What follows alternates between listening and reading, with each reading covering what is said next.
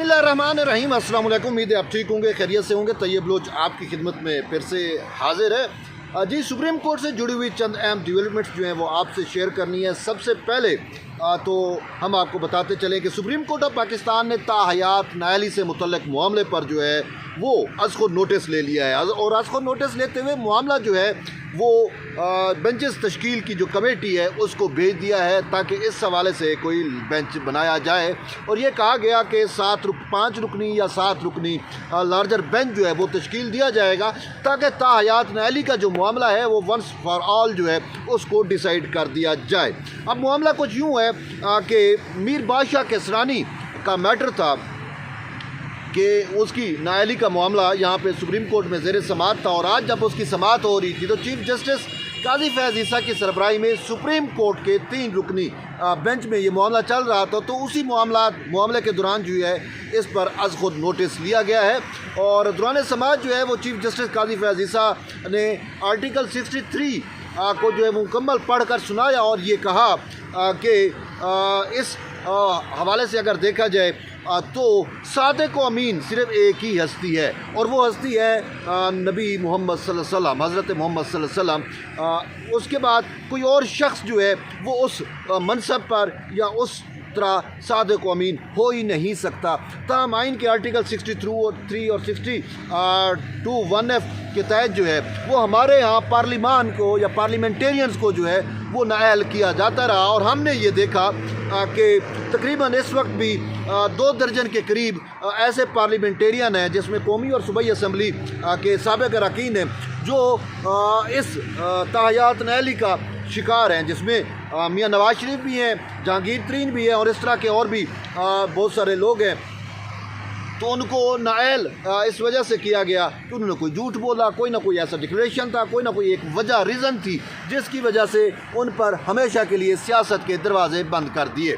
लेकिन फिर हुआ यूँ कि पार्लिमान ने जो है वो इलेक्शन एक्ट में तरमीम की। सेक्शन 232 में तय कर दिया गया कि नाअहली की जो मुद्दत है वो 1 टर्म है, यानी 5 साल। कोई भी शख्स ताहयात नाअहल नहीं हो सकता। अब वो एक्ट जो है वो फील्ड में मौजूद है, उसको किसी ने चैलेंज नहीं किया।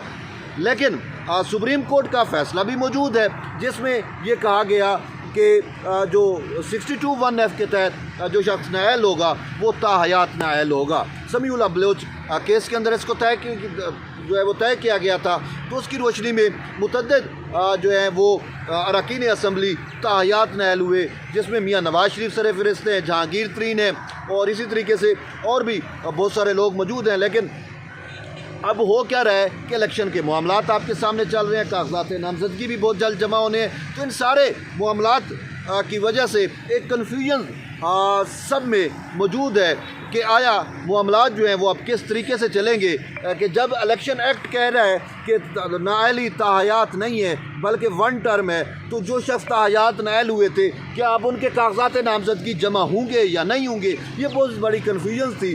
तो इसी वजह से अब फिर सुप्रीम कोर्ट ऑफ पाकिस्तान ने इसका नोटिस लिया है ताकि इस आइनी नुक्ते को जो है वो हमेशा के लिए सॉल्व कर दिया जाए। वजह भी ये थी कि चूँकि आइन में ताहयात नाअहली नहीं थी तो सुप्रीम कोर्ट के फ़ैसले में के तहत ताहयात नाअहली कर दी गई। लेकिन वही आथर जज जिसने ताहयात नाअहली डिक्लेयर की थी जस्टिस बंदियाल साहब, उन्होंने भी बाद में ये रियलाइज़ किया और सुप्रीम कोर्ट में ओपन कोर्ट में वो कहने पे मजबूर हुए कि ये ड्रैकोनियन है, किसी भी शख्स को ताहयात नाअहल नहीं होना चाहिए। और इस सवाल से सुप्रीम कोर्ट में बहुत सारे मामलात, बहुत सारी दरख्वास्तें जो हैं वो भी ज़ेर समाअत हैं।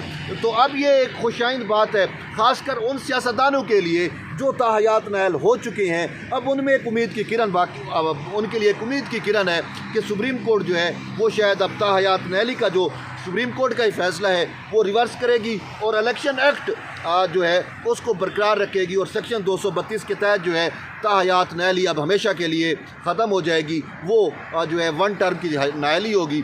तो ये एक जो है एक अहम डेवलपमेंट है। तो इसी पर आज सुप्रीम कोर्ट ने जो है नोटिस लिया और मामला भेजा गया कमेटी को। तो जनवरी में अब इस मामले पर समाअत होगी। लेकिन इस दौरान हो सकता है कि आरओज़ की जानिब से जो लोग जो ताहयात नाअहल हैं उनकी दरख्वास्तों पे या उनके कागजात नामजदगी पे एतराज़ात किए जाए, ताहम वो भी मामलात पे या फिर सुप्रीम कोर्ट में आएंगे या फिर सुप्रीम कोर्ट के फ़ैसले से वो मशरूत हो जाएंगे। अगर सुप्रीम कोर्ट ने वाज़े कर दिया कि इलेक्शन एक्ट 232 जो है, या इलेक्शन एक्ट की जो तरमीम है 232 या सेक्शन 232 जो है, सॉरी, इलेक्शन एक्ट की सेक्शन 232 वो जो है उसको तो उसकी तौसीक कर दी, तो फिर उनके कागजात नामजदगी जिन पे एतराज़ात होंगे वो फिर एतराज़ात ख़त्म हो जाएंगे और वो इलेक्शन लड़ने के अहल होंगे। ये तो एक अहम मामला।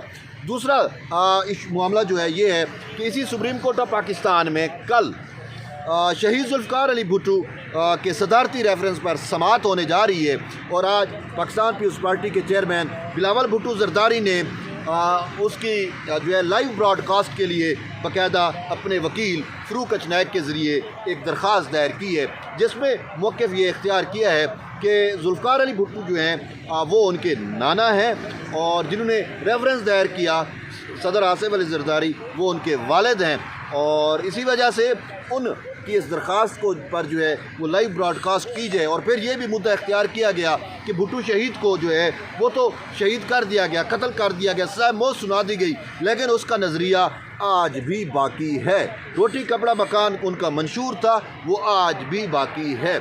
और ये भी कहा गया कि उसका शहीद जुल्फ़िकार अली भुट्टो का जो रेफरेंस है, चूँकि वो कैद अवाम थे, उन्होंने अवाम की बात की और वो अवाम राज जो है उन्होंने कैम भी किया और उसके लिए वो कोशिशों में थे, ताहम उनको जो है वो उनका अदालती कत्ल कर दिया गया। तो इसी वजह से चूँकि वो कैद अवाम थे, अवाम की उनसे बराह रास्त वाबस्तगी है, तो इसी वजह से सुप्रीम कोर्ट ऑफ पाकिस्तान जब इस मामले पर अब समाअत करने जा रही है तो अवाम का जानने का हक़ है, वो जानना चाहती है कि भुट्टो शहीद को इंसाफ जो है वो कैसे दिया जाता है। और यही मकतल बिलावल भुट्टो ज़रदारी ने तो यहाँ पे कहा था कि ये सुप्रीम कोर्ट ऑफ पाकिस्तान जो है वो मेरे नाना की जो है वो मकतल गाह है, यहीं पे उसका कत्ल किया गया था। तो अब अगर सुप्रीम कोर्ट अपनी गलती दुरुस्त कर रही है तो ये खुश आइंद है, लेकिन अब इस मामले को जो है इसकी लाइव ब्रॉडकास्ट होनी चाहिए। तो अब कल ये मामला टेकअप होगा। चीफ जस्टिस काजी फैज़ ईसा की सरबराही में सुप्रीम कोर्ट का 9 रुकनी लार्जर बेंच जो है वो शहीद जुल्फ़िकार अली भुट्टो के मामले पर समाअत करने जा रहा है। और इस हवाले से पाकिस्तान पीपल्स पार्टी के चेयरमैन बिलावल भुट्टो ज़रदारी जो हैं वो भी बराह रास्त फ़रीक बन चुके हैं। उन्होंने अपनी एक दरख्वास्त बहुत अरसा पहले फ़रीक बनने के लिए दायर की थी, जिसमें उन्होंने एक फ़िक्रा, बड़ा मशहूर फ़िक्रा है, जिसमें उन्होंने वाज़े तौर के ऊपर कहा था कि ये मेरे नाने का मुकदमा है और इतने अरसे तक ये चल नहीं रहा, और अब नाने का मुकदमा उसका नवासा यानी शहीद जुल्फ़िकार अली भुट्टो का मुकदमा उसके नवासा पाकिस्तान पीपल्स पार्टी के चेयरमैन बिलावल भुट्टो ज़रदारी लड़ना चाहते हैं। तो अब कल इस पर समाअत होगी, देखेंगे कि कल क्या आया सुप्रीम कोर्ट इसकी लाइव ब्रॉडकास्ट की इजाज़त देती है या इसको करती है, या फिर मामलात आगे कैसे चलेंगे। तो कल हम आपको आगाह करेंगे। तब तक जुड़े रहिए तैयब बलोच के साथ। मिलते हैं नई वीडियो, तब इजाज़त दें। अल्लाह हाफ़िज़।